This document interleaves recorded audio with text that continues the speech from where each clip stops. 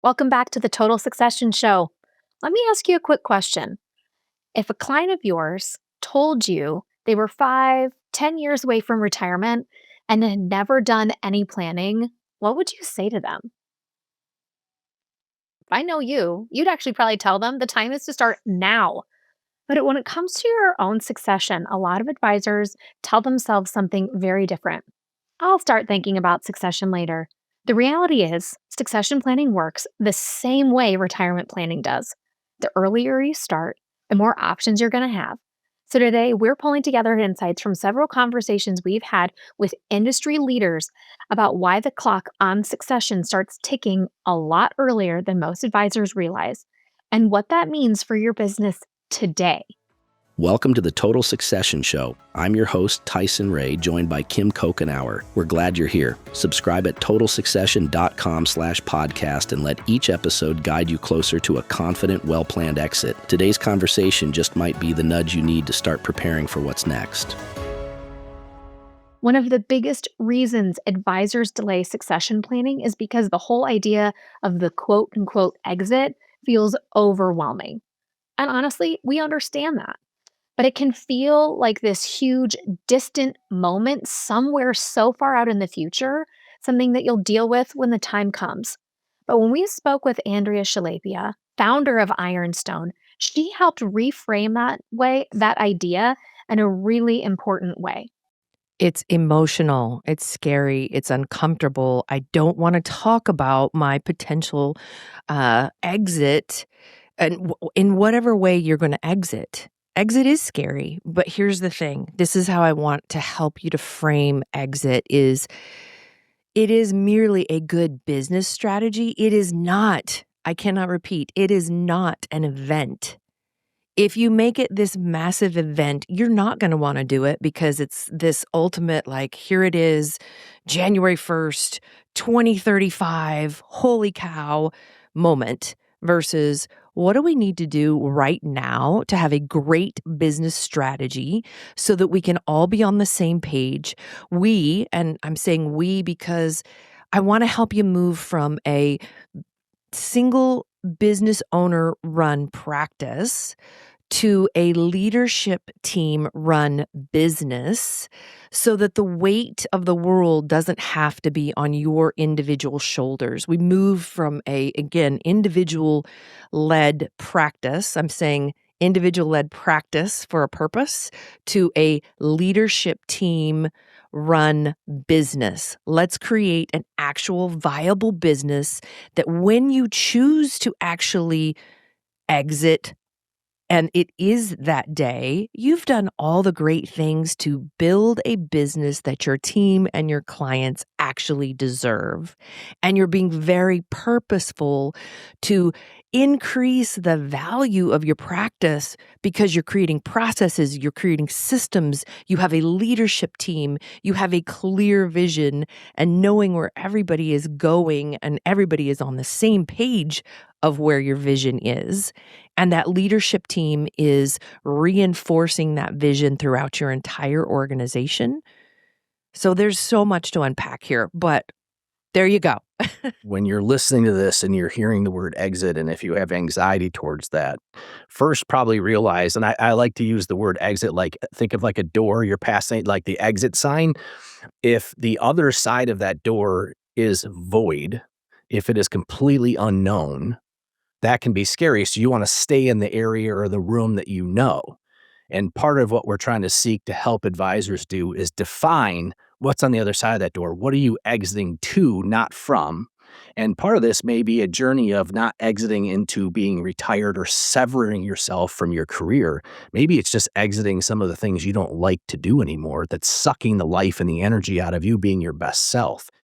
So, if succession isn't just an event at the end of your career, the next question then comes: what needs to happen inside your practice to make this transition successful? When we spoke with Ted Motheral, he shared the biggest difference between smooth transitions and the difficult ones. He said the one thing that it comes down to most often is preparation. It's the getting your ducks in a row scenario. You have to go out well in advance And the successful succession plans that I've seen is you go out well in advance, you make sure your tax structure is correct, you make sure all of your due diligence is in a data room, you make sure you have certain incentive plans set up for your team. And then when you go through a process, your future partner sees how sophisticated, how prepared, how organized you are, and you have a clear path forward. The instances where I've seen a lot of problems are when you're not prepared, you haven't done that, things come up in diligence, and it either is going to materially affect the purchase price or buyers are going to walk away. And you don't know, this is the most important one. You don't know what you want. You just know that, I hear a lot of people in the space and they're just like, well, I just want to get an X multiple for my business. There are a lot more important nuances to that.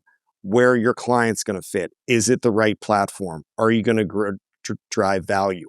Do you have W-2 financial advisors? Do you have 1099 financial advisors?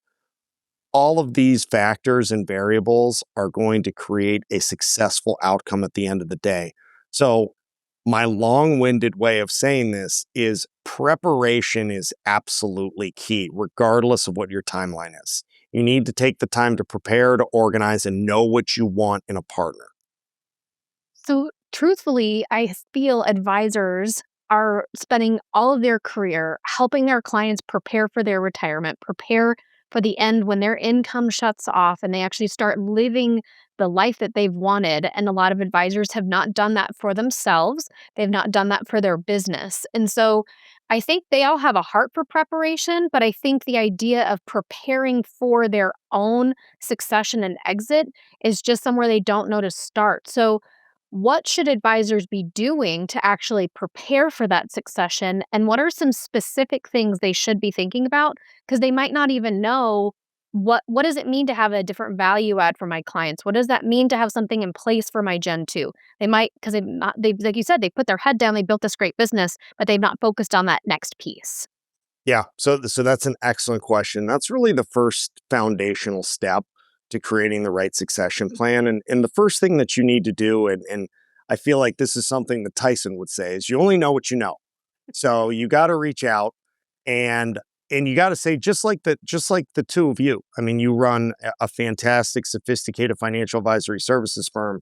You need to reach out to an expert in the space, whether that's a consultant or an attorney or a recruiter, and say, what do I need to do to start creating this plan? And then that individual should be asking the right questions about your corporate structure, about your employment documents, about your incentive plans, about your clients, about certain nuances in the space as it relates to W-2, as it relates to 1099, as it relates to your investment strategies, to start formulating a plan to organize. And then once you're organized, taking you to the next step of, okay, what is the 1 year and the 3 year and the 5 year plan here? Just like you said, Kim, you sit down with each one of your clients quarterly or monthly or semi-annually, and you lay out their entire plan. What a good professional is going to do is sit down with you and lay out your plan and look at it every 4 months or 6 months or 12 months, depending on how you want to continue to grow, depending on how you want to exit, depending on how you want to protect your team and your clients. All of those nuances can really be fleshed out by a professional in the space. So I would always recommend that somebody reach out to a really good attorney or a really good consultant to start that process. Ted's point is the successful transitions usually start years earlier than most advisors expect. And for many advisors, the reason that they're starting to think about it sooner is simple. Running their business has become way more complicated. Here's Dean Smith from Wealth Enhancement on what he's seeing across the industry.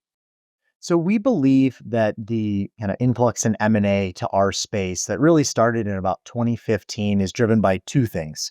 The first is that desire for succession planning, kind of the financial component of it, right? You guys know the stats, approximately 40% of the industry assets are going to be transitioning hands or retiring in the next 10 years. It's well over $10 trillion in assets. With multiples where they are, with how big some of these practices have become the internal succession is challenging. I think you guys Mhm. talk about that on a Yeah. lot, so I won't beat the dead horse there. So we believe that as you try to facilitate a financial transaction that works for everybody, that becomes challenging, which has helped drive the consolidation in M&A. The other main factor, kind of what gets us really excited about WEG and what we're building, is we think that scale matters. If you looked back, 20 years ago, it was a very different environment. That promise of delivering the best advice to clients looks a lot different than it does today, right? We have a very evolving regulatory environment, especially on the cybersecurity side and compliance side. The digital transformation as more clients find their advisor online, the shift in talent landscape with the kind of the new training and how you develop an advisor and how AI comes into that, the evolution of the investor and just people wanting more sophistication.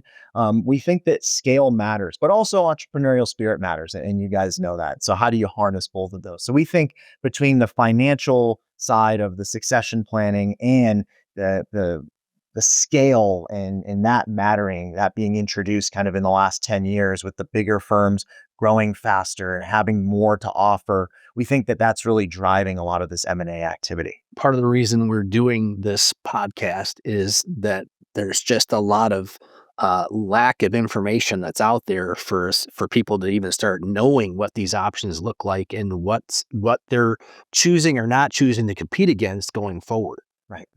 We completely agree. The flywheel is turning with the number of advisors who are retiring, looking for that succession. And some of them are getting near the very end of their career. Do you see burnout in advisors and just kind of the complexity of compliance and the industry changes actually being a driver in some of these exits? 100%. When people, I'm speaking with advisors all day, every day, and people, and generally when I'm speaking with advisors, they love their clients, they love their team, they love what they do, they get their self-esteem from helping people, but they do not enjoy the complexity of compliance and HR and billing and cybersecurity. So here's your big takeaway. The advisors who are succeeding through and coming to the succession wave will be the ones who start building their transition long before they actually need it. Tyson, do you have any final thoughts for our listeners? To wake up to the fact that you don't do financial planning for a client solely looking backwards based on what has been done. You're talking about the future and what their opportunities are to the future. And the whole part of total succession is to start waking up advisors to, great, you've run it out of your hip pocket. Great, this is where you're at. Great, you've been doing it this way for forever. But if you want to have a succession and you want to put your client's interests first, you got to learn what is the future and what needs to change from your past to give you that best future. If today's conversation got you thinking about your own succession plan, our inboxes are open and here for you. So connect with me and Tyson on LinkedIn, send us a DM. We'd love to hear from you and see how we might be able to help. We'll be back soon with more conversations like this. These conversations are designed to support your next move, however close or far it may be. Tap subscribe and let each episode guide you closer to a confident, well-planned exit. I've wrestled with these things myself, and that's exactly why I created something to help you do it with less stress and more direction. My book, Total Succession, is now available on Amazon. Inside, I break the process down into 5 clear steps to help you exit on your terms with confidence, full compensation, and your client's best interests at heart. You can also visit totalsuccession.com/podcast to download a free starter guide that walks you through my SPACE framework: see, prepare, act, commit, exit. Remember, you only exit your business once. Create the space to do it well. Thanks for listening. Until next time.